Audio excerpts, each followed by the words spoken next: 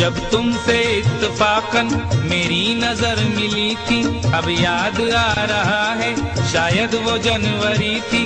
तुम यूं मिली दोबारा फिर माह फरवरी में, जैसे कि हम सफर हो तुम राह जिंदगी में।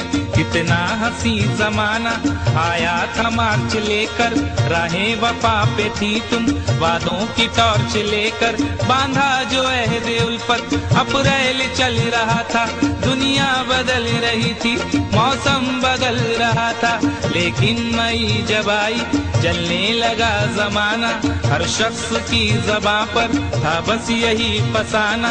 दुनिया के डर से तुमने बदली थी जब निगाहें, था जून का महीना लब पे थी गर्म आहें। जुलाई में जो तुमने की बातचीत कुछ कम थे, आसमां पे बादल और मेरी आंखें पूर्णम। माहे अगस्त में जब बरसात हो रही थी, बस आंसुओं की बारिश दिन रात हो रही थी।